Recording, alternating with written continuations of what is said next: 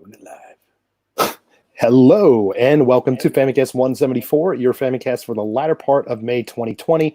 I'm your host, Danny Bivens, and today I'm joined, as always, by James Charlton. My mother always said, don't go on radio shows with strange men. This isn't a car. You missed it. You almost got it. Never mind. Yeah. Keep it going. Anyways, we're also joined by Ty Sugar. Get in the car. There it is. I like how Ty's like can of drink has just changed different brand, but all the other trash is the same. Yep. Brilliant. It's garbage. Garbage. Yeah, this time I've got Max Coffee. This is amazing. Good stuff. Cool. And we're also joined by friend of the show, the Zegga, aka Scott. Hey, the Shouldn't it car. be Scott? Car? There's a Get car. in the car. Sorry. Get in, van? loser. Get in the van? What? No. Just get in the van. I got candy. I've got candy. Yeah. What kind Hi. of candy? Get in the van. Seems legit. Why isn't it Scott, aka the Zegga? That's like his actual name is the Zegga, and we just happen to call him Scott. Yeah, my online name is Scott. Yeah, that's His right. Christian name is the Zegga. Yes, Right. my biblical name. Yes. Yes. Scott the Zegga. Anyways, got a action-packed show for you guys here today. Lots of games to talk about, new business, and a little bit of news, of course. So let's just go ahead and hop right in. And James, would you mind kicking off with new business? Thanks for that, Danny. Oh, having just joined, I totally have the agenda open. So yeah, I've been playing. Well, we got a couple of cool review codes, right? Like almost on the same day, like back to back. We got two really good game codes, which is nice. And the first one is, well, it used to be called Iron Maiden, and I'll let you have one guess to why they had to rename it. But it was changed to Iron Fury, and it's basically Duke Nukem with a woman. Cool. So That yeah, sounds cool. that's like end of description. That's all I need to talk about it. It's Duke Nukem with a woman. I did a I'm video sold. review. Yeah, exactly. Yeah, I think I pretty much thought Ty should be playing this game instead of me. It's like it's a Ty game. It's really good. It's an old school first-person shooter, and I mean old school. Like it literally, graphics, texture, resolution, everything. It looks like Duke Nukem. Did they make it in the Duke 3D engine? That is a good question. I would say yes by how it plays and how it looks. Oh, wow. But it might be some Unity to make it look like that engine. But whatever they did to make it look like it is like it's amazing. It's very authentic. Yeah, it's really good, and they've actually put in some modern stuff as you would expect. Like they've got motion controls, optional motion controls if you want them. So I'm a big fan of like the FPS motion controls on the Switch if they're done right. And I can say thankfully they're done right on this game. They've absolutely nailed it. And if you get the sensitivity right and you got the axes how you like it, it's pretty much like mouse and keyboard feeling. It's amazing. So yeah, highly recommended. Yeah, Doom 2016 Doom did the same thing, and that was like super amazing. So I'm glad that a lot of devs had kind of taken that lead kind of thing. Like I forgot well, other than Splatoon, what was the first like shooter to actually take that motion controls and go with it? But I'm sorry, Conduit? Underwood. The Conduit? Okay, never mind. Okay. Okay. The Wii game. The Conduit. Sorry. Okay. I thought you were saying underwear in a strange accent. Underwear? Underwear? Yes. What are you eating under there? Oh. So yeah, it's really good. And if you're Thai or if you like Thai, you should get it. Yeah, everybody likes me, so everyone should get it. I like Thai. Easy. Yes, I don't know how much it is because we got given the code for free. So, but I don't think it probably wouldn't be very expensive. Like around about the $10 area should be good, I think. I mean, yeah, she has like the woman they play. She does have some kind of Duke Nukem style, quips. She does say those. I should hope so. and she swears a lot, and it does have Duke Nukem in it. John St. John is the voice of the bad guy, which is pretty good. Yeah, they actually got the guy. Yeah, but he plays the bad guy, which is pretty cool. Yeah, what more can I say? It's a single player only, like, story based FPS game. Well, it doesn't have much of a story. It's to shoot people in the face and go to the next part of the map. What more can I say? Sounds pretty good to me. Yeah, and the other code that came in like pretty much the next day was a game called Red Wings, which is a flight game. I'm not going to say flight. It's not a flight simulator. It's a flight game. More on the side of Star Fox than like Microsoft Flight Simulator. it's more of the arcadey side. Yeah.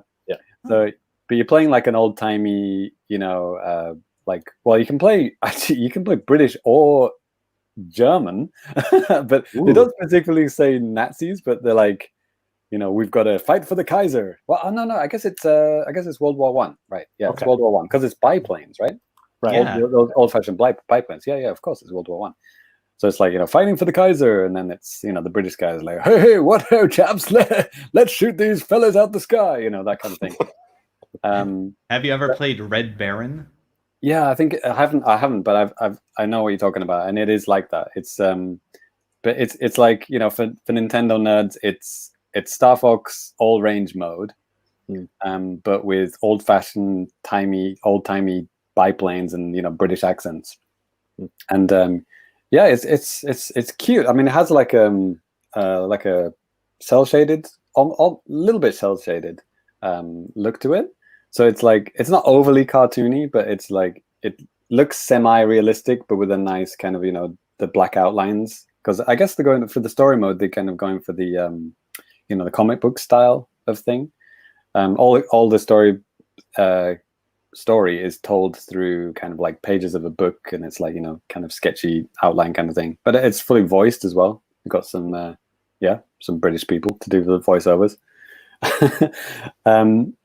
Yeah, but it's really, really fun, actually. It is really fun. It's like, it does almost scratch that Star Fox itch. It's like, you're shooting down people. You do have like a lock on, as they did have in World War One, right? Of course, obviously.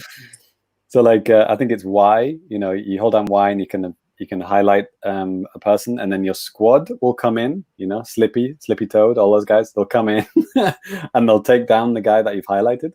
Okay. And that's got a cooldown timer. You can't mash that. That's it takes like a 30 seconds before you can do that again. And then you've got like a B button does like a 180, like reverse goes turns behind you immediately. And then you've got A, which does a barrel roll, do a barrel roll. And then X is like a one hit kill, but like if a guy's like almost dead. Like if his energy is like in the red, if you target him and hit X, the guy will actually bring out his revolver and shoot from his plane and shoot the guy in the head from his plane. Nice. And it goes to like a kind of a cutscene and stuff.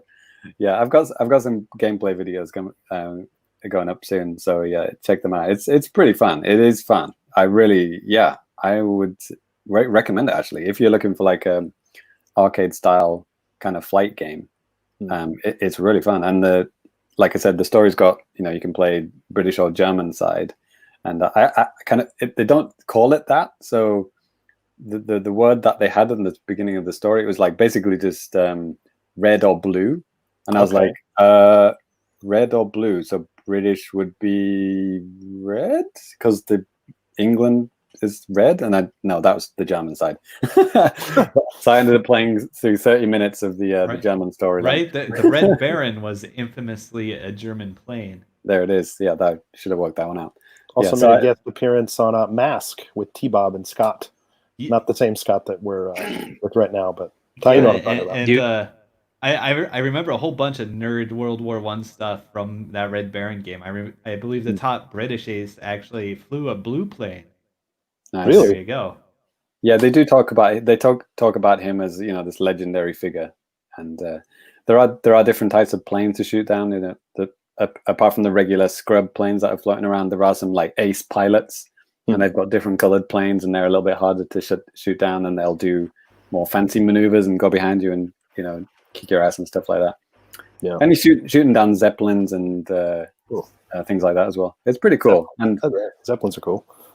yeah, and then every few missions you'll have like a bomber mission. So the camera goes to the above view, and then you're just kind of dropping bombs onto bridges and stuff from above. Yeah, it's pretty cool. When that mode, are you still controlling the plane? Or you're just controlling where the bombs go. Okay. No, you're controlling the plane. The only thing that's different is that the right stick usually controls your speed in regular mode, like stick down to slow down, stick up to accelerate. But in the bomber mode, I don't think it does anything because you're not really speeding up. It's just like a big ass bomber, just you're not really going speeding up or slowing down. Or maybe you can slightly, but it's not. It's a massive plane, so you can't really do tight maneuvers with it and stuff. According to James Allen, the Red Baron was also Michael Schumacher's nickname in his early Ferrari years. He equals German. That's right. Sure. Yeah, but he suffered a tragic skiing accident and is now crippled, so we can't really talk shit about him anymore. But we used to, when he was driving. British people hate him. Okay. No, actually, no. James is a Ferrari fan, so maybe he does like him because he used to drive for the Ferrari team. So there you go. So yeah, that was called Red Wings, and the first game used to be called Iron Maiden. It's now called Iron Fury. It's really hard to search for because you just get a bunch of hockey games. For which one? Red Wings. Red Wings. Right. Hot Wings. So make sure you add Switch when you search for it. Yeah, game or something. Yeah. Is it on everything, Ty? Did you see? I think it's only on Switch, but I didn't look too far into it. Yeah, it's not a very taxing game, so yeah, it does have a little bit of a Switch exclusive look about it. I don't think you need an Xbox Series X to run this game. It's very simple, and the frame rate's solid, and it looks pleasant. It's just simplistic shooter fun, arcadey, super fun. And then just very briefly, I played a free game, which is only on the British eShop. So it might have passed by even Danny, who knows everything that goes on the eShop. I visit the British eShop every day, and I miss out on it. Because this one was actually made by a British bank called NatWest. I don't know if you've ever guys heard of NatWest before, but they made a game called Island Saver. And I guess saver is kind of a double meaning. It's like you're saving the island, but also you're saving money. So yeah. So I wanted to try it out because, it was free, and the screenshots actually look pretty good. It was it's like it looks like there's a game. Is it called something Rancher? Monster Rancher? It's like a great game. Yeah. Oh, okay, good. First person adventure game, I guess. But it's like super colorful, there's a whole bunch of games like this, like first person looking, but it's all like cartoon I know the shaded. game you're talking about. Yeah, everything's like cartoon shaded and like super big 3D polygons, like very childish looking, but colorful. Slime Rancher? Slime Rancher, yes. So it's like you've got a gun, but it's not a gun. It's like you're actually sucking up garbage, which I'm a fan of, as you might know. Later on in this episode, you'll find out. But so there's like loads of plastic bottles everywhere, and you're on this little desert island, and there's loads of plastic bottles, and everything's covered in shit basically. And you use your gun to like suck up the plastic bottles, and then you can suck up water and clean the plants and the trees, and then animals will start populating the island. And they'll start making money for you. They'll dig up money, and then they'll bring you money, and then you put the money into like a little bank, and then the bank will earn interest, and you'll get like other objects out of it that'll help you. So it's like basically teaching kids to like help the environment, and you get money. It's like recycling, I guess. The game's kind of like that meme, nature is healing, and you see a bear jumping on top of like a biplane or something. Yeah, that's right. And Captain Planet comes down and kills everyone.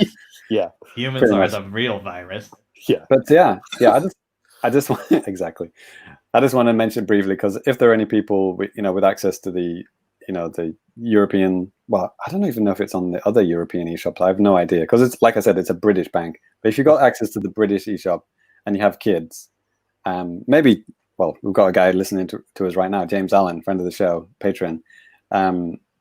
He's got kids and is British, so yeah, I would say check it out. It's free. What's the worst that can happen? And it teaches good things to kids. Yeah, I just want to try it out for my kids and stuff, and they like it, and I thought it was fun, and colorful, and non-offensive. Spyware on your Switch is the worst thing that can happen. Yeah, It will capture everything you do with the IR camera. But yeah, I did earn some Bitcoins, so there you go. You win some, you learn some. Perfect. All right then, let's move it on. All right. So next up, Scott, would you Hi. mind going next, man? Okay. What are we doing again? I No. don't know. Actually, there's a couple of different comments actually directed right at you. Oh dear. Why don't Zegga show his face? Too pretty? Just kidding. You ugly. Brutal. I mean, he's not wrong. Yeah, I don't have a camera. So for those of you that might be new to seeing me on the show, I don't have a camera for my computer. So Also, yeah. a little message from Chris Blackstone. He said, "Hey, glad to see the Zegga back. He's been such a great addition to the crew." Well, that's very nice of you to say, Chris. Thanks. I don't know why they keep inviting me back, but I'm here again. So Right. New business. I'm still playing a lot of Killer Instinct. Ty and I were talking about it earlier, but it's so good. World of Warcraft, and then the fun one that I actually have that's interesting new business is the big update for Terraria finally came out. Journey's End. And this is something that the fans of Terraria have been waiting for a really long time. And this is it. This is the last thing, the last time that the developers of Terraria will update the game. Wow. They're done with it. That's why it spiked up on streaming recently. Yeah, I mean, it had like millions of people were playing it all of a sudden when the new patch came out on Steam. Wow, it was crazy. Yeah, because it's not on consoles, Scott. It is on consoles. Okay. Yeah, it's on. I think it's on every platform. Yeah, it's even on 3DS. Yeah. Wow. Because if you look at the graphics and the screenshots there, it's just a 2D game and it's relatively simple in the art, but they somehow still managed to make it look absolutely gorgeous. So what is this game for people who haven't played it? So it's 2D Minecraft. Okay, no. Okay. So that's what everybody calls it, like that hasn't really played the game much, but it does have some of the same basic ideas. Like you just start in a world and there's nothing in it, right? And so you need to farm like materials from the world, and then you build a house, like you build a really like basic house, and then you go out adventuring. Which is most of Minecraft is mostly just kind of like building and exploring, right? But I was going to say, you're not really doing a good explanation of how this is not like Minecraft. Okay, so hang on. So think about Minecraft. The majority of it is mostly just the exploration and the building, right? But in Terraria, once you kind of have like your base set up, you still do a lot of exploring, but it's more about fighting gigantic screen covering bosses. Like they're huge and they're super difficult. There's a lot of different like ways that you need to prepare yourself to fight the bosses and stuff, and you have like a certain number of big bosses that you fight, and then once you fought the last of like 5 or something, if there's hardcore Terraria fans, forgive me because I'm not super good at the game, but after you do that, it's kind of like in Link to the Past, where all of a sudden the game's in hard mode. Like the world completely changes, like literally everything changes, and then you have the real game actually begins, and you have to be prepared for it before you kind of flip the world over. Otherwise, you're gonna have a really, really, really bad time. But it's really neat because in the new update they added hundreds of new items, and they added a whole bunch of new enemies, new bosses. They added several different new game modes for people to play. I think they basically added like a sandbox mode, so you can just kind of free play, kind of free construct. And the fun thing about this is the game's completely moddable. The Terraria developers actually incorporated the major, like the biggest like mod program that was made by the community.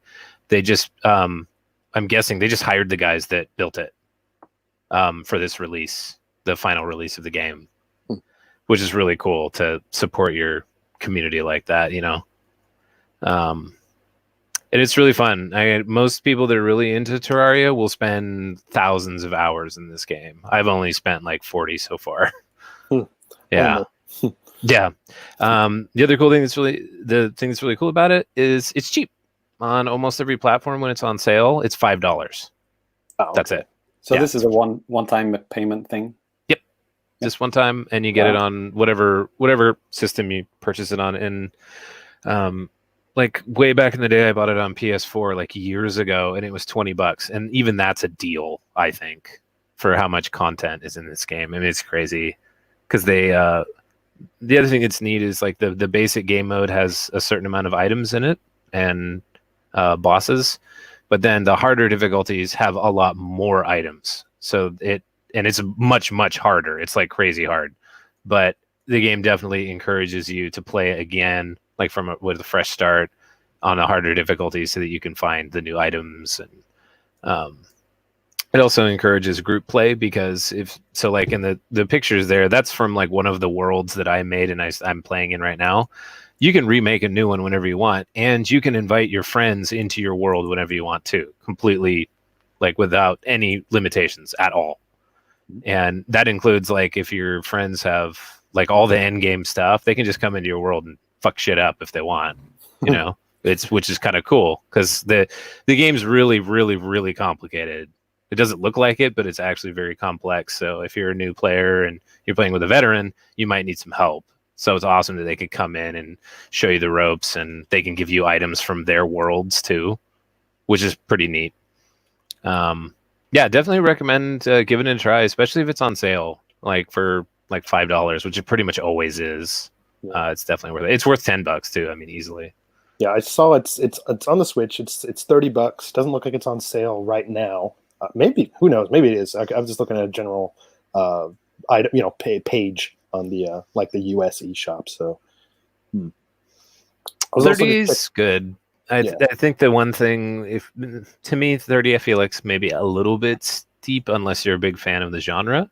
Mm-hmm. But one thing that can't be ignored is having Terraria on a mobile platform, you know, on a Switch, which you can take with you wherever you want. This is an amazing game for that, especially if you're a commuter on a train or a bus or a plane. I mean, whatever. Too soon, Scott. Too soon. Yeah, sorry. You will lose track of time very quickly. It's like playing Civilization. You know, that game, it's the same thing. It's all of a sudden 10 hours has gone by.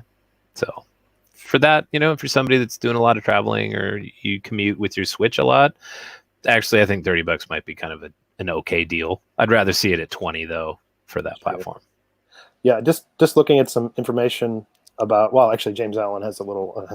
It looks like lemmings or worms, kind of like that from the screenshots. Very similar graphics, yeah. I'm looking at like information about the 3DS version. It looks like they kind of follow their own update cycle, and it says this version will not receive any significant updates past its current desktop 1.2.1 equivalent, with some small exceptions. There's a couple like exclusive things, like if you play it on the new 3DS, it has like slightly enhanced frame rate and like an expanded world option and stuff like that. But yeah, I mean, if you're going to buy it on a Nintendo system, you might as well just get it on the Switch at this point. Definitely. Yeah. There's a lot of 3DS chat in the Discord this week. Yeah. I guess more people use it than I thought. Yeah, I thought nobody played 3DS anymore, but I guess they do. Oh, yeah. Didn't recently there was a big leak about there's like it was it 3DS OS source code or something? Was it? I thought that was like Wii and stuff. Yeah, a lot of leaks the past month or so. Yeah. And like also the source code to one of the Pokemon games, I think. Okay. Wow. I think it was like an early version, like a beta build with like some different looking Pokemons in. Things like that. So yeah, I would keep my eyes open for exciting new 3DS homebrew coming out. Yeah. All right. Well, Scott, is that all you got for us, man? That's all I got. Thanks. Okay. And next up, Ty. Yeah. What have you been up to, man? I know you've been pretty busy with the move and all that type of stuff. Yeah. Basically same stuff as last time. I've been playing Dead by Daylight, and I've been playing Tetris 99. Okay. Yeah. I've been getting my 2 tickets every day because I haven't gotten the paid version of the game. Oh, okay. Yeah. I think I plunked down the $10 or something. I mean, whatever. I plunked down for that like when it really didn't even matter. Like I think I got like an extra like multiplayer version or some other stuff that like I didn't even play or do. Yeah, like there's like CPU battle and like infinite mode, I think, stuff like that. Like but I thought I'd be into it, but like I definitely find I had more fun just playing with other people. yeah, If you buy the boxed version in Japan, you get that stuff, don't you? The I box would hope version so. has actually been discontinued as of like January 30th. I think probably because the code they had in there was a limited code. So I'm actually trying to find, I'm actually trying to find a copy just for the collection. You get a year of online or something with it, right? Yeah. All right. So I have some quick reviews of some of the backgrounds. Okay. Let's see. That I did pay the 30 tickets, and I got the retro Game Boy one. Ooh. And nice. I used it for like 3 matches and stopped. Oh, you suck. Because I found out that I rely on my peripheral vision a lot to see the color of the next piece that's coming up. Oh, okay. Interesting. So, in practical terms, it's not that good. Unless you're colorblind, then it's probably really good. Maybe I'm colorblind. I've been using that theme since it first came out for like almost like a year. So Okay. maybe that's why I'm just used to it. I don't like anything else anymore. Okay, that's cool. Do you play on TV or portable? Both. Okay. Chris Blackstone says, "Who got the Animal Crossing theme for Tetris?" Yo, right here. Yeah, I got it. It took me like 4 matches. And he's like, "Yeah, me too." No, hey, actually, I got a number 2 when I was playing that. I think I ended up with like 350 some points or something after that whole thing. Right? Yeah. Oh, by the way, I think I played it in some matches with James the other day just by coincidence. Jim Charlton or me? Yeah, Alan? James. I haven't been playing that game for like a few months. Probably the last game night. Oh, okay. Maybe another James. Maybe friend of the show, James. Yeah, Allen. maybe if it's friend of the show, James, if he's on my friends list, I don't remember. Yeah, probably all the patrons. It was definitely a James that was using the blue vertical Tetris block piece as his user icon. Okay. So you got me. I don't know. I have no fucking idea what my profile icon is. Yeah. So if that was you, you definitely got owned by me. Yep. Nice 89th place. I mean, I'll take it. Probably that's what would have happened in real life anyway. So. All right. I just wanted to take the opportunity to be smug. Oh, James Allen says it was me. Oh. Wow. Oh no, he says what? Wait. Getting conflicting things here. Yes and no. No, it isn't. It wasn't me. Lol. Okay. Well, so I've been playing Dead by Daylight as usual. We're gonna talk about that more later. Yeah. Really? But I've just been kind of when I get a minute, just kind of grinding it out, trying to get through the archives event that they have going on. Trying to get that free real estate. Also, I apologize for not understanding the word "free weekend" in the last episode. I listened back to it and I was like, "What was I drinking that night? How did I not fucking understand that?" It's like, oh, that was embarrassing. I apologize. Weird. I thought it was just because you exclusively play on Nintendo systems. Oh yeah, that and something I drank. I don't know. Okay, so that'll about do it for me. I think. I don't think there's anything else weird I've been playing. Okay. Okay. Well, I'll go ahead and finish off the old new business because I got something. Actually, James, he ended up picking up too, so he could chime in here at some point too. Right. And on the last show, we mentioned that NBA 2K 2020. Did we mention this on the show? That it went on sale, like fire sale, down to like sub 400 yen. So I bought it. James bought it. Listener, fan of the show, Ricky, he bought it too. I don't know if he's played it yet though, but I'm a big fan of these games. I played it a lot. And yeah, I've been playing the hell out of this here recently too. Even I put up a review like on the YouTube. So if you want to find out like in depth, like kind of stuff like that, you should definitely check that out. I'm going to throw up some screenshots right here too, so you can see. But James, do you want to talk about like your experience with the game so far for just a little bit? Well, Danny, wasn't it me who bought it first and told you about it? You tweeted about it, and then yeah, is that what it was? Okay. I noticed a whole bunch of people this week as well. Friends of the show, Liam Edwards and all those kind of people. They were actually like, "Oh, does anyone know?" Oh, and also the Gaijin Hunter as well. Yeah, they were like, "He's like, yeah, we reviewed it, dude. You know, we mentioned it first. Come on, guys, keep it up, keep up." So yeah, this is my first time playing a simulation basketball game since NBA Courtside on the GameCube. Was that GameCube or? I think it was on N64 and the GameCube. I think I had both. I can't remember, but yeah, it's been a while. But yeah, I was impressed like how real it looks, even on the Wii. Whoa, the Switch. What the hell are you drinking, Charlton? We're talking about Wii earlier. I don't know. The Switch. I mean, is this a Switch screenshot, Danny, that we're looking at now? Yep. Yeah. I mean, it looks like Jordan. I hope it's Jordan. It is. Yep. Number 23. So yeah, I mean, it's good timing. The Last Dance on Netflix. You know, that was I watched a couple of episodes of that. That's interesting. I do like basketball. I do play basketball in real life, but I don't usually play basketball games outside of NBA Jam. That's as I tend to like the arcadey stuff more. But for what or whatever it was, 350 yen. So cheap. It's like whatever, man. So I had to delete half of the things on my SD card to install it. But whatever. Yeah. I needed a fridge cleaning anyway. There was loads of shit I'd never played. So yeah, 40 gigabytes later. I did the player create mode and all that kind of stuff, and I scanned my face with my phone and uploaded it to the game, and it looks nothing like me. It looks absolutely horrible. But I really like. I played the story mode. Is it called? What's it called? Career mode. Story mode. I went into that first, and it's really cool. It's like, well, first of all, fucking Idris Elba's in it. I was like, what? I'm watching a fucking basketball movie with Idris Elba in it. It's like, he's a legend. I mean, yeah, not in the UK, but the world in general, right? Yeah, they've been really good about having and even like that, the first part of the game, like the first 5 hours or so, they released it as like a free demo, or at least they have for the past couple of years. It used to be like a pre-order bonus, like you could play it like a couple of days early, but now they just do it as a free demo, like on all platforms. Wow. Yeah. So you get like a Hollywood movie for the first few hours, right? But then it kind of stops, and then you kind of go into just regular, just kind of grinding out your guy.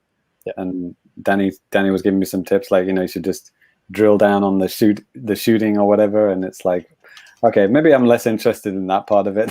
I'd just rather just play some matches and watch Idris Elba say, "Get your ass on the court," or whatever he said at the beginning. Yeah. I was trying to catch what accent he was trying to go for. It was like going between American and British. I don't know. It's like, stick with one accent, mate. Which one are you going for? He's good at both of them, but I don't know why he was kind of going between them anyway. But yeah, I was impressed. I mean, it looks great. And the controls are, I mean, they are quite complicated. There's a lot of things to do, but they do have a lot of tutorials to take you through those things. Yeah. And the tutorials are good. But it's like, and then you get into the match and then you forget everything. You're like, shit, how do you shoot again? It's like, yeah, there are weird things. I mean, you can just shoot with the face buttons, but then apparently you get more control if you're actually using the right stick.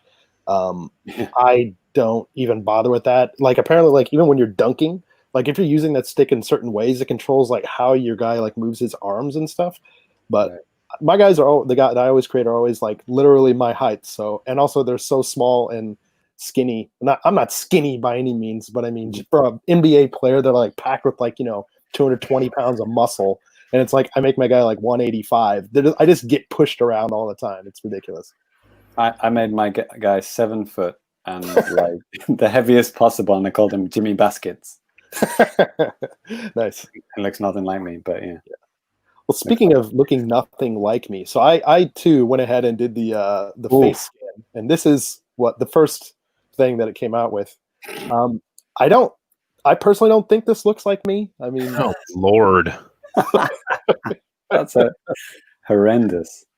Yeah, I think that pretty much looks what I look like in the game. I don't think it's just like generic white guy number 4, I think. yeah, but okay, look at the eyes. Like the eyes are really narrow, are they not?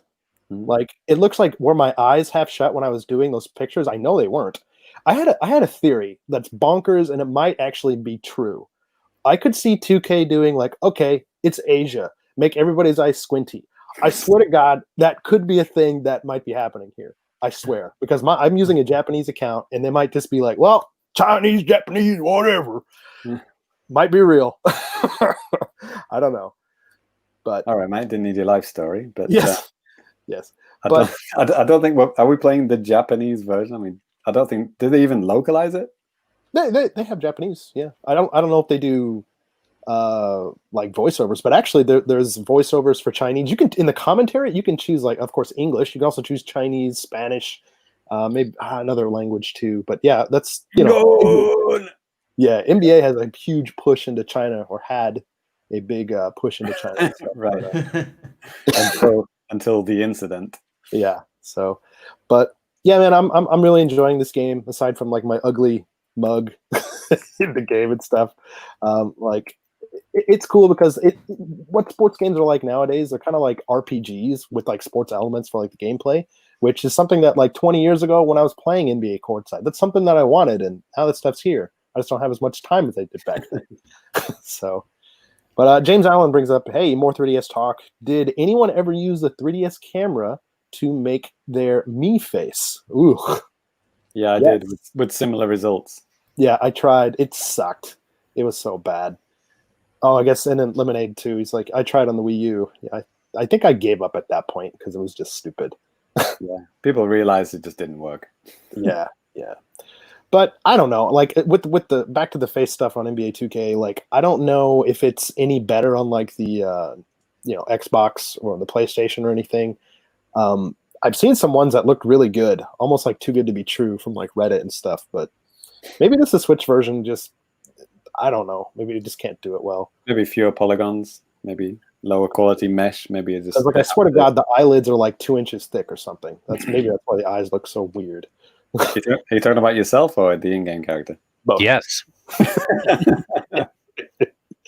Yeah, but like I said at the start of this segment, if you guys want to get kind of more in-depth look at NBA 2K on the Switch, we have a review up on our YouTube channel that you should definitely check out. I talk about graphics, performance, progression in the game, especially in the my player mode, because that used to be a big problem. But yeah, check it out if you want to learn more about that stuff. So. I don't know, Danny. I watched that video and it felt like you were throwing shade at me. It's like, if you're some idiot who hasn't played one of these games in 20 years, you're going to have trouble. And I was like, okay, mate, calm down.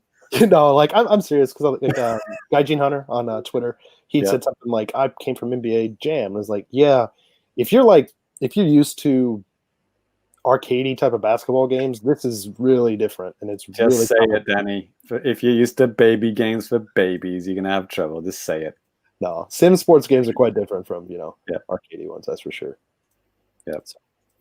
All right. Well, that is going to do it for new business. So we're going to go ahead and move on to now playing at thefamicast.com. So now playing at thefamicast.com, as always, we got lots of stuff going on the YouTube, lots of stuff going on the website. And James, how about you just go ahead and get us kicked off? Well, actually, yeah, Scott can help me out with this one because Scott was on a podcast with me. Yes. I was. We teased it 173, the previous episode. We hadn't actually recorded it at the time, but I think maybe the following night we recorded it. Yeah. So yeah, it was me, Scott, J-Dubs, and Reggie. And Scott, what did we talk about? I don't know. It was kind of hazy. Life in Japan, and more specifically for those of us that are leaving Japan, what are some of the reasons and motivations and things that we'll miss and things we won't miss? Yeah, it was a lot of fun. Nailed it. Yeah, nailed it. It was a lot of fun. So that is Live in Japan episode 7. So yeah, check that out. The first season 4 exclusive show. Please be checking out. As for video stuff that I've been putting on YouTube, the Iron, I always want to say Iron Maiden, Iron Fury video review, and I got some Iron Fury gameplay as well. If you don't want to hear my voice talking over all the game footage, you can do that. And I got some Red Wings gameplay going up soon. I captured, like I said, I accidentally played the German route, and then I went back and restarted on the British route. So I captured both of those, so you can check out those. And they are different. They are a different story. I forgot to mention that during New Business, but yeah, they are completely different. The missions are different, and you do different things. So yeah, it's pretty cool. And then I guess we're going to talk about it a little bit in news, but I got the Splatfest, the Mayo Ketchup Splatfest video up there as well. Yeah. And yeah, Live in Japan video version or audio version. Pick your poison. Danny? Cool. Well, I just finished up a project that I've been working on for about the past month. And I just finished it up just a couple of days ago. And if you're a patron, you can actually already have access to this. And just for, just to plug a little bit here, just for $1 a month, you have access to early, basically you can see videos that we make early. And also for $3, then you can get access to the awesome aforementioned Life in Japan episode 7. But the video I made is about this cool device called the Mobile Adapter GB, which is a adapter for Game Boy Colors and the Game Boy Advance that would bring your Game Boys online, basically, with supported games, like, for example, Silent Hill on the Game Boy Advance. So I talk about, the system overall. I talk about a couple of different games. There's like 22 different games that are supported by this device. And obviously, since you probably never heard of it, you probably can assume that it died. And I talk about how and why it died, all that stuff. It's a pretty long video, but I hope you guys out there will enjoy it. It was a lot of fun to put it together. And yeah. Wow. So good job. I don't think I've ever spent a month on a video, so amazing. Good work. Yeah, maybe for the patrons too. I was going to do like a little bit, if they're interested, like do a video about like the process of like what it takes when I'm making a video like this. So maybe look forward to something like that. If I don't end up doing it, blame Ty. No. But that's it. Lots of stuff going up, and all this and more at the Famicast. That never gets old. Well, speaking of never getting old, James, you know what time it is? News. That's right, folks. It's the JAPANews time, where we talk about all of the latest and greatest news coming right out of Japan and related to Nintendo, probably. And that's what we're going to do here today. James, you want to take that first bit of news? I'm still playing Call of Juarez Gunslinger, by the way. So yeah, I've always got cowboy voices in my head. It's nice. Great. It's a good game. Yeah, I didn't talk about it in New Business because it's old, but yeah, it's a good game. So yeah, like I said in Now Playing, just like literally 2 minutes ago, the Mayo versus Ketchup Splatfest, which was like a rerun, I guess, because this actually was a Splatfest previously, but they're just doing a rerun, I guess, because of the pandemic. They just want to let everyone have a little bit of fun and bring the Splatfest back. Where do we stand on this epic debate? Dochi ga suki desu ka? Mayonnaise or ketchup? Gotta be ketchup. It depends. Yeah, I mean, generally speaking, it's got to be ketchup, right? Okay, Scott. In America, I would go with ketchup. In Japan, I would go with mayo. Wow. Okay, so because as our listeners may or may not know, Japanese mayo and American mayo are different things. Yeah. Oh, you guys are really putting me in a box here. Yeah. I mean, if it's fries, I'd actually prefer to do both. Yeah, well, yeah, that's the thing. They're both so good together. Yeah. Right. Yeah, probably. I'd have to go ketchup, definitely. Yes. But I do like mayo too. Yeah, I chose ketchup, and yeah, ketchup. Take it home in your face, Danny. To be fair, I did play, and I did choose ketchup. Okay. So that's what they all say. But, I don't ketchup. Everybody says that. But yeah, I got up to defender rank, so yeah, I put my my chips in there. So you're welcome, everyone. Okay. Okay. Do the paint colors match ketchup? Of course and mayo? they do. That's the whole point. Yeah. Hell yeah. So it was white paint versus red paint, or I think it was Cyrus who said on an episode long ago, different Don't even versions say of it. body. Hell yeah. But yeah, it was good times. The Shifty Station, which is a course that they make for a unique course that they make for Splatfests, which you can't normally play on, but they make them just for the Splatfest. I believe it was one that was already on before. It was the one that has a kind of moving platforms, so you have to kind of time your jumps to get on there unless you die. That's really. It was a good one. It was a good choice to bring that one back. And yeah, you can actually replay any of the Shifty Stations if you're playing on like local. You can actually choose them, which is pretty cool. Like you click on Shifty Station, and it's like boom, like 20 just appear, and it's like you can choose any of the variants that they made. It's pretty cool. Sick.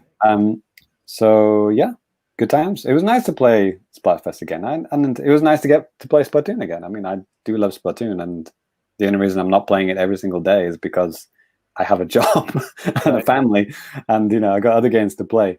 But yeah, it was great going back into Splatoon again. I had a great time, and yeah, kicked a lot of ass. So it was good times. I think I only lost one the whole night, one match. Oh, every match I played, we lost. Like I said, you're welcome. Lemonade in the chat says in Australia we don't really have ketchup. We have tomato sauce. Okay. But I don't know if it is exactly the same thing. Yeah, it is the same thing. We also call it tomato sauce in England. Maybe ketchup's was an American invention, that word. But then it's weird because then there's catsup, and then there's ketchup, Right? and then there's fancy ketchup. Yeah, I only learned that from Pulp Fiction. I don't know. Okay. You didn't learn it from The Simpsons? Possibly. Yeah. Ketchup? Whatever I watched first. Pulp Fiction or The Simpsons. Yeah. Next. Okay, Scott, would you mind taking this next bit of news, bud? What was the next one again? About PM. What year is it? PM. Yes. All right. This is actually pretty exciting. I'm actually very intrigued in this. So the new Paper Mario, the Origami King. The Japanese version does not have the word "the" in it. Yes. Is coming to Switch July 17th, that's like really soon. They kind of just came out of nowhere with that, didn't they? Yeah. So it features kind of a weird mix of paper art styles and a new battle system focusing around a turntable, for lack of better words. Supposedly adds more puzzle elements to the combat, and the game is already available for pre-order on the eShop. Is anyone else looking forward to this one? Yeah, so I know I'm interested in getting this. I'm probably going to pick it up on day one. I think it looks cool. Honestly, I've always been interested in a lot of the Paper Mario games. Like, I bought the original one because I read reviews like on IGN and stuff back in the day, and I was like, oh man, like this sounds awesome. And I bought it and I played it. And despite the guy from Software Etc. saying, you want to buy this game? And I'm like, yeah. And I bought it brand new, but it had like fucking 3 save files on it when I popped it in my 64. Wow. So I was like, thanks, assholes. But yeah, somehow I've never bought a Paper Mario game since. Was the save file the name of the guy at the shop? Yeah. Was it douchebag? It should have been. Jesus Christ. That kind of made me mad. Yeah. That takes me back. Nintendo always at the the forefront of getting, fucking slagged off in a game shop. Right. You got a babies game for babies? Yeah. I was like, well, it sounds pretty good. I've never played a Super Mario game. Or Mario I've never played a Mario game. Yeah. You got me. I've never played a Mario RPG. It's a poser. There's 2 variants, right? There's like the Mario and Luigi side, and then there's the Paper Mario side. Is that right? And yeah, sometimes they cross over. I don't know. Yeah, on the 3DS they did have one that did cross over, and the most recent one was on the Wii U. It actually looked really good. That was a 2016 release, basically like one of the only good 2006 releases on the or 16 releases on the Wii U. Unless you want the only release, yeah, unless you want to count like Star Fox Zero and Guard. Tough year. We already did that. We already did Game of the Decade at the start of the year, right? Right. Chris Blackstone sounded off in the comments. He said, "Yeah, I'll be getting this Paper Mario for sure." So cool. I don't know, man. I mean, it does look really good, but I've never played one of these games before, and it's like I'm a bit fearful as if I'll just play the first hour and just get bored or something. I don't know, man. I'll wait for the review. I'll maybe wait for Danny's review or see what you think. Yeah. I do plan on picking this up. I mean, right now we really don't know too many details. We just had that reveal trailer, but I imagine, you're within obviously it's like a month away, less than a month away, or 2 months away. Sorry, month and a half. God, but yeah, we'll hear more about it probably relatively soon. What's going on with Princess Peach? She was pretty frightening in that trailer. Yeah, she must be taken over by the Origami King or whatever. So we can't let you touch that, Mario. It's like, okay, calm down. Right. All right. Then, next one's Ty's alley, I guess. Oh yes. Yeah. Oh yeah. Give us your reviews, Ty. Wait, are we talking about Famicom Online? Yeah, baby. Oh wow. Yeah. New Famicom games are available for Nintendo Switch Online Internet World Wide Web subscribers. Hey, that's me. Let's see. The games in Japan are Super Punch Out, Panel de Pon, Rygar, and Journey to Silius. Oh. Not Journey to Cyrus. Yeah. Yes, the much clamored after 4 games. The West got Rygar, Panel de Pon, Operation Logic Bomb, and Wild Gun. I've heard of Wild Guns. Yeah. Hey. Is that a good game? I don't know. I can't remember if I played it or not. That's not the Konami beat 'em up, is it? No, it's Natsume or something. I don't remember who, but it's a shooter. Like you're on like a 2D plane and you can shoot into the background and stuff. Cowboys, right? Cowboys, basically. Yeah. Looks cool. I haven't tried it out yet. Like honestly, what the hell are they doing with this fucking service, man? Right. 3 games every 3 months. What more do you want, Danny? Well, at this time 4. So, woo. And they did shadow drop some Fire Emblem games here in Japan. Well, games, it's just fucking save states. Fuck off, man. Panel de Pon is a thing that I didn't think would ever come back, so that's good. Yeah, well, I mean, they licensed it out as a Tetris Attacks in the West. Yeah. And and this is the same. It's the same thing, but just without the Tetris license. And this is how it originally released in Japan. But probably just to get more cachet with the West, they just put Tetris on it and release it like that. They got to do a license agreement for the Tetris name. Exactly. So this is a way that they don't have to worry about doing that. And it just seems like everything that is being done on this service is just a fucking cheap out way to not have to worry about paying any extra licenses to any other company. Well, what's the big deal? What's the big difference between Tetris Attack and this? Actually, even on the Western or on the Western apps and stuff, it is literally the Japanese version. There is like no or minimal English. So it must be all in English then, I guess. No, it's not. Oh, really? Wow. So it's the Americans are playing a Japanese game in Japanese. Yeah, I was watching one of my YouTubers, RGT85, playing this. He's like, "Oh shit, I can't read any of this shit." Yeah, so that's racist. Yes, but true in some cases. Yeah. All right then. All right. Well, that's something that you would come to the Famicast for, but we don't have that video yet. Maybe one day. Yeah. Actually, Ty, this next little bit of news is something that literally right up your alley. I'm pretty sure you put it on the agenda. Yes, I scribbled this in. Wow. Okay, so get ready for the twist. If you haven't heard, Silent Hill is coming to Nintendo Switch as a Dead by Daylight chapter.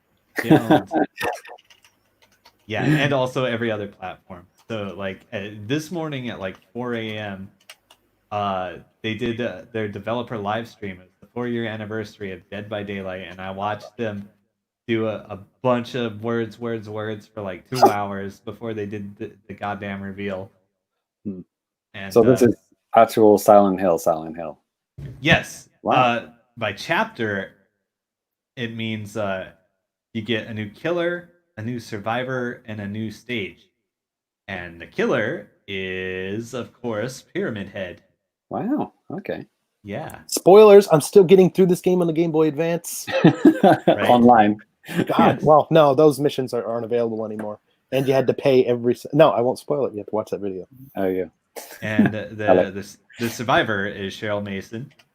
And the stage is, I guess it's the school. It has kind of indoor and outdoor elements, and there's at least 2 floors to the school. Like I watched some video of it. It's pretty neat. So are you paying for this, or is it free update? Kind of a mix. Like so you're gonna have to pay to play as the new characters. The stage will just go into like the whole stage rotation for free. All So right. it'll probably be like $10 for the pack. That's what they usually do. Okay. Maybe 12. Okay. We'll see. And yeah, you get in it. You can actually play it right now on PC. They opened up like a public beta test, and you can try them out. So there's lots and lots of videos on YouTube of gameplay already. So yeah, that's exciting. Everybody was predicting all these different killers it was going to be, but I don't think a lot of people guessed Pyramid Head. Very nice. Is that the one she got like a body of a nurse, or is that someone else? No, pyramid. No, he's the guy with the pyramid for a head. But the body is a man. Yeah. Okay. Kind of like a butcher outfit almost, and he's got this big heavy sword that he drags around. So I guess Scary Nurse is just literally Scary Nurse. That's a different character. Yeah, there's already a Scary Nurse in the game. Yeah. You should check it out. Seriously, this Game Boy Advance version of that game is really cool. It's really cool. Like nothing to do with the online thing. It's really weird and unique how they did this. It's fucking FMV and like it's a novel on the Game Boy. Yes. Color? Game Boy Advance. Wow. Good luck to them. They did spend a lot of time on the stream talking about how they're gonna do like a visual updates on a lot of the old stages and assets, and they're working on crossplay as much as they can. Wow. Yeah. So you're looking forward to that, not because you want to play the Switch version, but because you want to stomp all over the Switch users, right? Yes. Stomp all over the babies. Yep. All right. On the other hand, if you play Survivor, they unfortunately have to be your teammates. So we'll see. Cool. Alrighty. All right. So, well, I did the next one. Oh, Danny, go ahead. Yeah, last bit of news here, actually. This is, so Xenoblade Chronicles Definitive Edition is coming out on the 29th, I believe, just like on Friday. And there's already been a little bit of hubbub on the internet about this right now in terms of the game's resolution. And this information comes from a Twitter user named Massagrader. Great name. And he went on to basically kind of figure out like what Ps this game is running at and stuff like that, docked and also in handheld. And according to him, the game runs at 504p, not 540p, 504 to 720p docked. Weird. Like kind of like a wow. scaling, resolution, kind of like what they did with Doom. And I guess this is something that it was kind of happening with Xenoblade Chronicles 2 as well. And then for handheld mode, it ranges from 378p. I didn't even know that was a thing, to 540p in handheld. So I guess it's called that the resolution where it scales, like scaling resolution, right? Yeah. Depending on what you're looking at, Yeah. And, obviously we've seen this type of stuff in games like Doom, Rocket League, and then like just looking at like other games too, like The Witcher 3, like how when that version came to the Switch, obviously it doesn't look as good compared to like its more powerful console brothers or PC brothers or anything like that. But there's a reason for that, I think. And I think it's because the games aren't originally made with the Switch in mind. But my question for you guys, and just for if you're listening in the chat, please feel free to sound off too. But for you guys here too joining me, like, isn't this just kind of weird to you? Don't you think that they should like fucking optimize a game that's an exclusive to the Switch that is not being optimized, and they're doing this? Like, I don't know. Do you guys have any thoughts about this? It would be ironic if the Wii version had high resolution, but it does look. I mean, it does look way better than the Wii version, obviously. Sure. They've improved everything. Well, I think they've just redrawn everything, haven't they? I don't think it's even an upscale. It's like they've just completely redone the models, right? Because it doesn't look anything like the Wii version. No. But yeah, it's weird. I mean, because aren't these all like based off the like Breath of the Wild and Xenoblade? They're all kind of running off the same engine, right? Because it's all Monolith. One of made those that. people, right? Yeah. I mean, Yeah. maybe they just couldn't optimize the engine as well as Nintendo first party did. It's weird. I don't know. It is weird. I mean, it's almost like The Witcher. The Witcher 3 on Switch is running something like that, isn't it? Kind of, but like they recently came out with a patch that kind of updates or like makes it so you can run kind of like a high resolution mode or something like that, or made it better like over time. But that wasn't developed specifically. Didn't start as a development on Switch too. So yeah, that's porting like a massive PC game to the Switch, and it sounds like maybe The Witcher 3 does a slightly better job than Xenoblade, which is weird. Scott or Ty, do you guys have any thoughts about this? Or? Weird. It's really Okay. weird. Yeah, I'm gonna go with Ty on that one. Weird. Weird resolutions. Lemonade says if people want to play games in high resolution, they should buy an Xbox One X. World's most powerful console. Yeah, 4K. What up? There it is. Yeah. I don't know. It's just kind of surprising to me. And maybe if you put on your tinfoil hat, you could say, well, they are developing natively for Switch, for the Switch Pro. Whoa. So who knows, man? I don't think so. But it's just kind of weird. But, the Digital Foundry people, they using hacked switches, they managed to run Witcher 3 in like higher resolution and higher frame rates, right? Right, and you could do that even with Breath of the Wild too, but you might like break your system. Like, yeah. Your Switch is going to catch on fire, but it's going to look great. Right. Yeah, and just to be clear, I don't mean to like shit on this game. I just think it's just weird that it's not optimized for the Switch. From all accounts, I mean, I have the Wii version, I have the 3DS version that I haven't completed. And from all accounts, like story-wise, this game is amazing. And even like from what people have said early on, what I've kind of seen, like Twitter or whatever, people are saying like, yeah, it's fine, more or less. It's got to be better than the 3DS version, right? Maybe. So you got the English version, like European one, for like in America for the Wii version, they released it exclusively at GameStop, and you could also buy it from Nintendo directly. I think I bought it from Nintendo, shipped it to my dad, and then he shipped it to me, like in 2012. So you got it like 4 years after Japan, basically. Yeah, but I played it. I played the Japanese version before it was even close to even releasing, because I borrowed it from a buddy that I met at a bar. So, nice. Yeah. But Ty or Scott, I let you borrow this, right? Like Xenoblade on the Wii. Yeah. And didn't you played some, right? I think maybe an hour. Okay. No, I played. I think I put like maybe about 5 hours into it. Yeah. Okay. It ran really well. Yeah. It was a neat game. The 5 hours I put into it. Right. Well, it was generally said to be the best RPG of that generation, and even compared to like, because there weren't many good ones on 360 and PS3, ironically. So yeah. By default, Wii won because it had an actual good RPG. Yeah, none of us played it. Well, except Danny. Yeah. Cool. All right. Well, I think that's going to do it for the news. James, you hear that? It's garbage time, boys. I love this part. Let's go. Here we go. So yeah, this if you're a new listener, hello, welcome. This is part of the show where I share my garbage with you guys. So yeah, I've been scouring the very depths of the eShop to find the very cheapest and possibly best games that you can possibly buy. Yes, as the fans are calling it, GBOG. Yes, the garbage bag of goodness. Exactly. That's what the kids on the street are calling it. All right, then let's get into it. So yeah, this is the American eShop because that's always got the best deals. So for 5 cents, you can buy Super Battle Cards. Darkness has fallen in the kingdom. Vile creatures. Oh, it's a card game, as you would expect. Super Battle Cards. I mean, it looks like, I don't know. It's got fantasy violence. See what it looks like. It's my favorite kind. What game does this remind me of?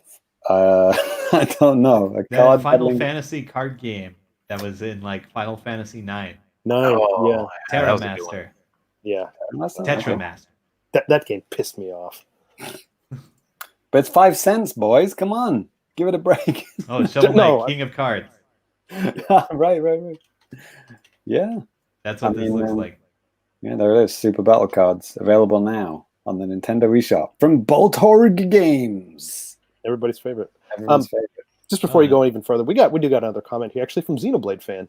Is his name, and he said, "Hey, don't sleep on Xenoblade." Yeah, I don't. Yeah, like I said before, I wasn't trying to like shit on the game or anything. A lot of good stuff about it. So hopefully people enjoy it. Danny hates Xenoblade, so keep the comments coming in. Yep. Right. So yeah, like I said, they're 5 cents. So yeah, I would throw that in. I mean, why not? Little card game, 5 cents. Why not? Next one we have is called A Dual Hand Disaster. Track and then her, like HGR. This is for 9 cents. Oh, sorry, I missed the description there. The only split-screen single-player twin-stick risk 'em up in which your score is meaningless unless you exist. Destroy the left, recover the right. Track her. Okay, I don't know what machine wrote that, but it wasn't human. All right. Now you're speaking my language. Seriously, I don't think a human wrote that. A dual hand disaster. Track her. Okay, so pick her and what? Okay, so it's like 2 games running at the same time. Ooh, is it like you control 2 games at once? I think Like- that's what it is. Oh, look, they've got a little fake N64 render there. That's cool. Yeah, that's okay. Ah. So First, we have to talk about multiple universes. right. So the left side of the screen, we're watching the trailer here. It's got a description. On the right, you're destroyed by carelessness. Powerful if defenses are engaged. Okay. What was on the left side? The left, invincible yet vulnerable. Okay. That literally makes no sense. I like it. I'll take 10. I think that's the idea. Invincible yet vulnerable. Those are literally the opposite meanings of the word. What are you doing? Maybe they did it on accident or on purpose. Stop it. Recover resources to multiply points, sacrifice material to relink. Okay, I've just gone cross-eyed. No, I'm this what? Recover parts to extract. If you're recovering them, isn't that almost the same as extracting them? Follow the arrows. No. Okay. Sorry. Scott is actually the developer of the game. Yeah. Glad finally someone's looking at my game. It looks like a shooter on the left, and then on the right, it's like a moving some object around. I don't know, man. 9 cents, but That actually looks kind of cool. if you can work out how the fuck to play it, sure. Kind of reminds me of that awesome game, Every Extend Extra. I've heard of that. That was a really cool one. Okay. It was on PSP. Okay. Every Extend Extra. Triple E. That's what the guys on the street call it. Yes. So next one, we've got Hypersenatal. I've seen this maybe on sale before. I don't think we've looked at it in garbage time, though. This is for 15 cents from Huey Games. Huey Games and the news. A face melt. Scott got it. A face melting, pixel pumping, neo retro arcade shoot 'em up featuring awesome power ups. Okay, let's check it out. Okay, it's a shoot 'em up, I guess, with 3D polygons from above. Okay, I like these. That pixel art's pretty cool. Planet Earth's final stand. Oh, okay, so it's like a pixel character, little pixel ship, but it's like in 3D. So it's got like some depth to it. Yeah, that looks pretty cool actually. So they mixed like 3D with retro looking stuff. That's pretty cool actually. One senator. Okay, I'm waiting for the line here. Okay, I was expecting 2 worlds or something like that. Just one sentence, end of sentence. Fuck you. Yeah, I would say, I would throw that one in the bag. That looks pretty good. Yeah, 16 cents. Yeah. Shoot 'em on. Jumping Joe and Friends. 16 cents. Jump right into the action in this jolly pick and play platformer. Try saying that 10 times fast. From the creators of Robonauts and Astro Bears Party. Okay, Robonauts. I think I got that for free somehow. Cubic Games. Man, are these the guys who did like that massive sale where they sold everything for like $0.01? It doesn't. Yeah, it's easy to forget who does it was these those guys. things. You know. Yeah, like they literally sold all of their games off one by one at like a ridiculously low price. All as of long them as at once. yeah, as long as you. Oh, it was free as long as you had the other one. One of those two deals. Okay. Okay, this looks like what was that game called? Like a runner. Shit, I forgot what it's called now. It's like a multiplayer platform game. It's like colorful, and you have to kind of time your jumps to get on the right colored platform. Not Bit Trip. It it was quite popular on Nintendo World Report, actually. Oh man, someone in the chat might remember, but I think that's what it reminds me of, actually. So it's like, oh, okay, maybe it's just a simple press left and right and you go up. You don't have to actually have any skill. You just press left or right at the right time. But it's got 2-player. You can race against each other. 3-player. It's got to be 4-player. I'm not interested. No, it doesn't have 4-player. Seriously? Yeah, it looks like it does. It does have 4-player. There it is. Okay. Oh man, I wish I could remember what that game was called now. But yeah, this looks like that game that I can't remember the name of. It's like colorful based platform game where you have to jump on the right color or otherwise you die. Like if it's red, you have to be red to go on it, that kind of thing. Anyway, I think me and Danny played it at like TGS as well. God, okay, I believe you. Anyway, whatever. Yeah, I mean it's probably cheaper than that game because that game's like maybe like $5-10. So 16 cents. Can't say wrong. Can't say no to that. Right. Yep. It looks a lot more simpler, but yeah, it's fun. 16 cents. Why the hell not?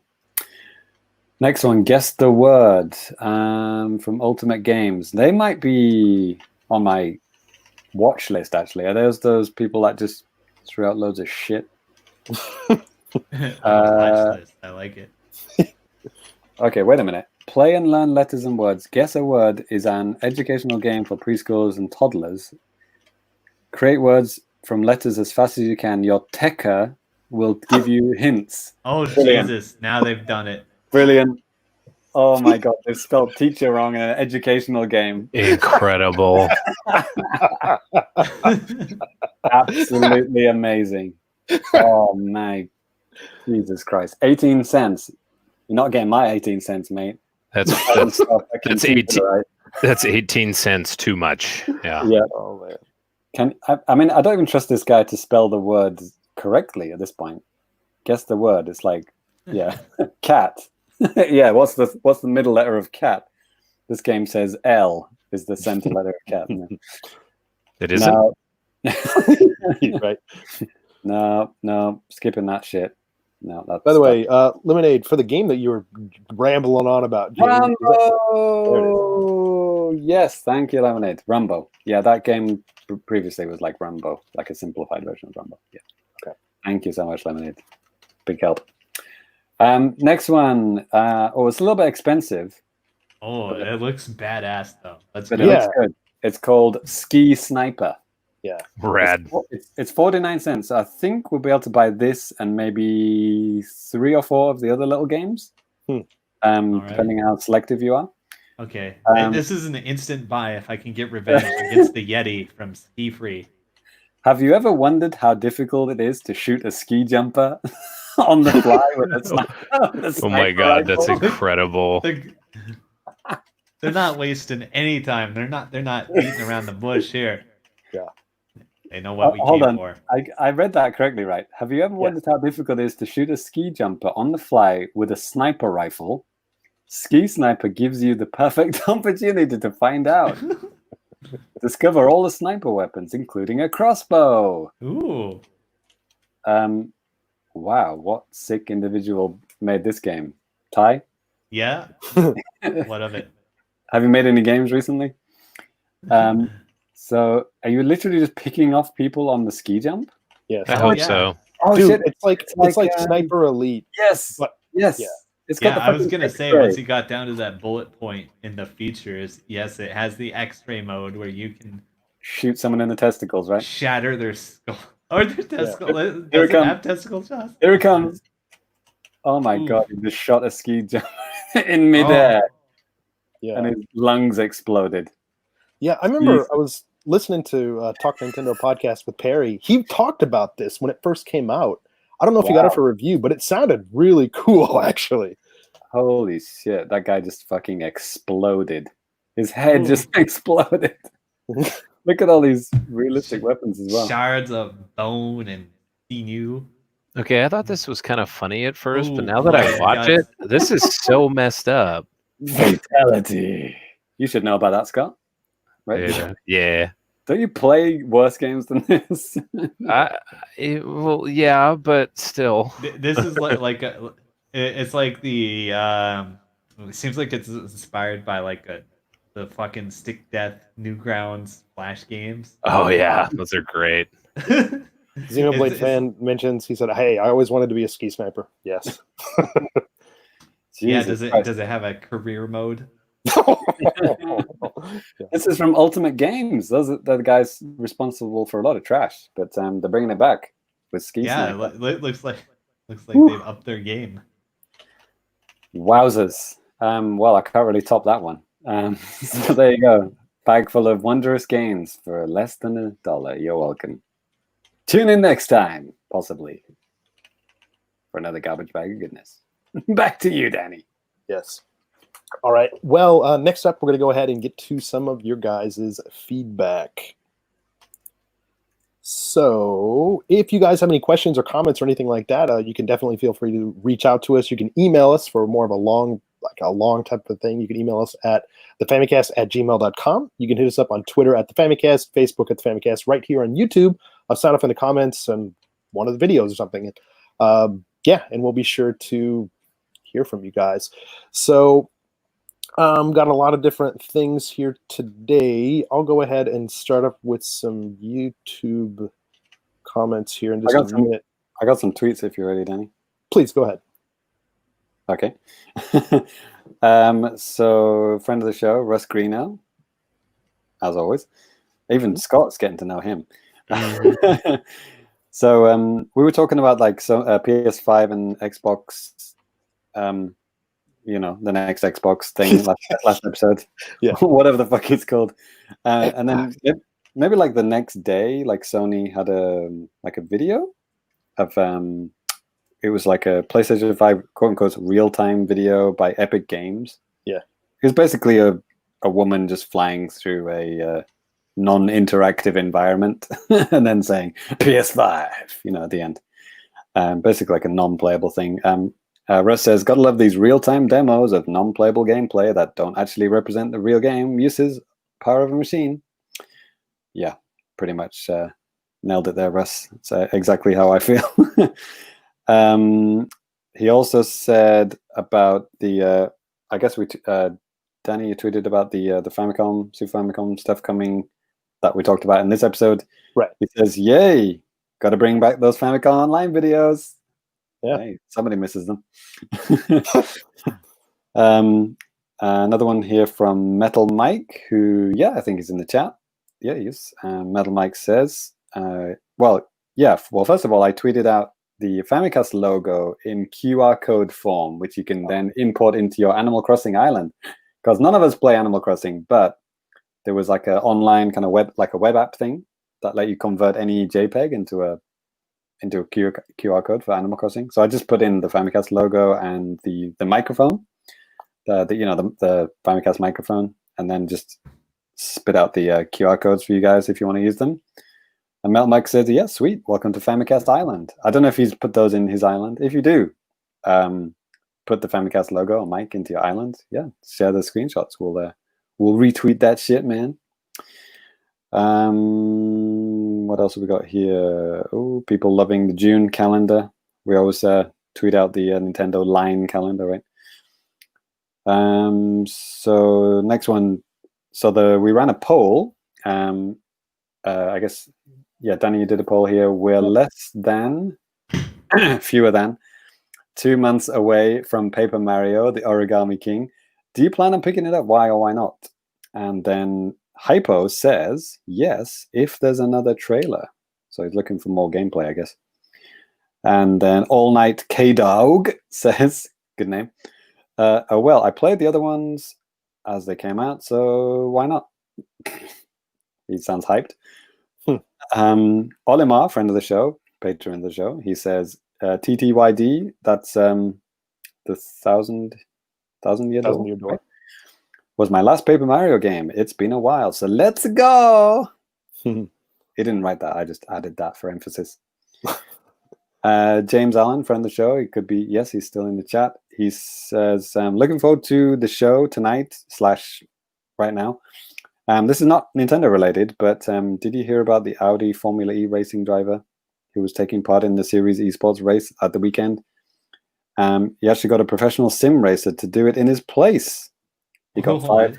He got fired from Audi. Harsh. Wow. Holy shit. So, like a pro gamer took the place of an actual race car driver? That's what happened. Oh man, that's pretty wild. So yeah, video games, they are real, Mom. Okay. In this case, yeah, absolutely. I can make money for them, Mom. Okay. I'm not wasting my life. Okay. Right. And then some jag-off called the Zegga, tweeting some bullshit. I don't know. I can't read it. I wouldn't read it. What else I got? Danny, YouTube, is it? Yeah, so lots of different comments in the YouTube. We have a comment from BJ Wanland. I made a Disney Deluxe overview video talking about that service in Japan because Disney Plus is supposed to be coming here in June. So it's kind of weird. So I talk about that. BJ says, like, this looks fascinating, but honestly, I think it'll come down to price for Disney Plus. You might keep Disney Deluxe as a cheaper option, but I don't know. So check out that video if you're kind of interested to see like what streaming services and stuff like that are like in Japan. It's bizarre. Like this one is like it's region locked to Japan through Disney Japan and like Docomo, like a huge mobile carrier conglomerate type of a company here. It's really weird how this app came together and has nothing to do with Disney Plus. So much so that like Disney Worldwide is like, yo, we're coming to Japan for the first time. So it's like, how fucking confusing is that for people like living here? It's like, you know, that don't know about this stuff. But, right. It's like if Subway came to Japan, like the real Subway, not the franchise thing that they have here. Right. It's pretty close. I think you're thinking Denny's. Yeah, there you go. That's probably good. Yeah, that restaurant is a lie. You guys were talking about that on Life in Japan, weren't you? We did. Yeah. Well, I didn't. The Americans did. Yeah. Oh my God, it's a fucking joke here. All right, mate. Calm down. Listen to Life in Japan, Rick. We carefully explain it. Don't worry about it. Yes. Russ Greeno sounded off on. James put up some footage for the brand new Elder Scrolls game. That's the port of the mobile game that was released last year. It's now on the Switch. And Russ says, can't believe how janky looking the combat is. All these Elder Scrolls games feel like they're 15 years behind. Because they are. Yes. I totally forgot to talk about that. Well, right. No, they're not exactly renowned for their combat. Yeah. And like I was listening or watching a video from one of my favorite YouTubers, RGT85, great YouTuber if you guys like Nintendo stuff, but he played through the majority of what this game is on the Switch, and he hit like a wall where basically you had to like fucking pay money. Otherwise you literally can't do any of the missions because they're just too hard. Like you will just die. You can't upgrade like your weapons. You can't upgrade like X, Y, or Z. You have to, and like the missions are intentionally higher than like what your level is by like 5 levels. So it's like, I saw a spike in difficulty when I played it. I played it for like maybe an hour, and like I put my gameplay on the YouTube channel. Totally forgot to talk about it because it was so forgettable. But it did very much feel like a tablet game, like an iPad game put onto Switch. Like it even had the kind of the touch interface was kind of, even though using buttons, like the kind of touch buttons come up on the screen. It's so weird. Yeah. Lemonade in the chat says he's playing it right now. Oh, and Chris Blackstone says, all the Super Famicom videos were great. I'm excited for more. Danny. We'll have to get back on that, man. Yeah. Listen to your public. Yes. One more comment here from YouTube on the Persona 5 Scramble, the Phantom Strikers review. Yeah, if you're out there thinking like, man, I wonder how that Persona game on Switch is, we got you covered. I did a review about that, so you can check that out. But from Leandro Perez Hernandez, he or she says, this looks like a poor imitation of Persona, to be honest. And it's like, well, it is. It's a warrior / Muso style Persona game, but I think it's a good warrior style game with the Persona thing going for it, and it's fine. But the most beautiful and tasty looking shit sandwich you'll ever eat. Yes, it's like, do you like shit tacos or shit sandwiches? Boom. That's gross. What you're saying. I'm just kidding. It's not that bad, but yeah, check out the review if you guys want to see more about that. If you haven't already, it's a cool game. But cool. Go on, Danny. Give me an Assassin's Creed comment. You gotta have one. Actually, I don't think there was anything about that recently. What? Yeah, for the past week or two, I haven't seen anything. Oh, okay. So I'm disappointed. There's been some really good comments on the YouTube. Like somebody was writing something about one of the baseball games, like the Japanese baseball games that I did a preview of. Really long, thoughtful comment. I appreciate stuff like that. Super long. Those guys don't listen to the podcast. They just watch your baseball videos and then close the window. That's fine. I mean, hey, even if you're listening right now on YouTube and it's like, wait, what the hell? Where's the baseball? It's like, well, that's not what we do here. But yeah. That's right. That's the spin-off show that Danny does on his own. Yes. Doesn't actually record it. It's just him talking to himself for an hour. Obviously. Yeah. All right. Well, that's going to do it for the feedback. And actually, that's going to do it for the show. A little bit of a breezy episode today, but I think that's okay. So we'll go ahead and give out our Twitter handles and stuff like that so you guys can follow us if you like. You can follow me on Twitter at DannyBiv, DANNYBIV. James? Only an hour and a half this episode. I want my money back. Right. I want my 49 cents back so I can spend it on Ski Sniper. At Family Complicated. I actually don't tweet about garbage. That's only I save that for you guys on the show. So I don't believe it. Ty, I guess next. Yeah, sorry. I guess. Super Cat Drugs on the old Twitter. And Ty does tweet about garbage. So yeah, follow him. Yeah, there's a lot of garbage on the old timeline. Yeah. Keep an eye out for the Japanese Killer Instinct VTubers. Right. And Scott? Yeah, the Zegga on Twitter and the Zegga.twitch.tv if you ever find yourself with a little time to spare and want to watch a guy be really bad at video games. It's the perfect place. True. That's not true. You invite Danny onto your stream? What? Right? No. We gotta laugh at somebody, right? Right, exactly. I'll be the office clown or whatever. It's fine. Yeah, seriously, check out Scott's Twitch. He always puts on a good show. Follow him on Twitter. He usually tweets whenever he's about ready to go live. So yeah, definitely check him out. It's always a fun show. So, all right. Well, that's going to do it for the show. Thank you guys for joining me. Of course, for everybody that was participating in the chat, really appreciate your guys' comments and criticisms, whatever you wanted to say out there, as long as it wasn't directed at me personally. Oh yeah, give us a podcast review. I think we checked a box on Google which says we're now on Google Podcasts, whatever the fuck that is. We used to be on Google Music, but now we're on Google Podcasts. So I don't know. Maybe Android people know what I'm talking about, but I don't. But yeah, we're on that. Maybe it's only for Americans because we don't have Android podcasts in Japan yet. But yeah, please do enjoy. I'll check it out. I think Spotify is a global thing, right? Spotify podcast you can do anywhere, right? Well, I think we're on one.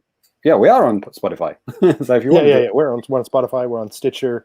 Yeah, like James said, leave us a review. Let us know what you guys think on those platforms. If you're listening to the audio version, if you're watching us here on YouTube, make sure to slam that like button. No, seriously, hit the like button if you like what you see, and subscribe to the channel because we got lots of different stuff. If you haven't done that already, if you're listening to the audio version, you're thinking like, I don't want to watch no fucking YouTube. It's like.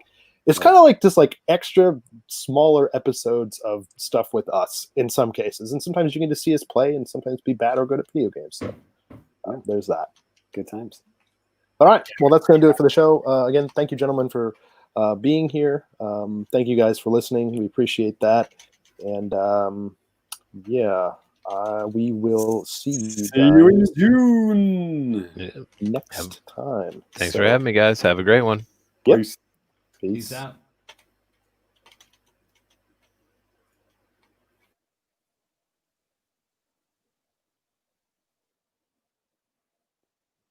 If you enjoyed this video, check out our other videos on the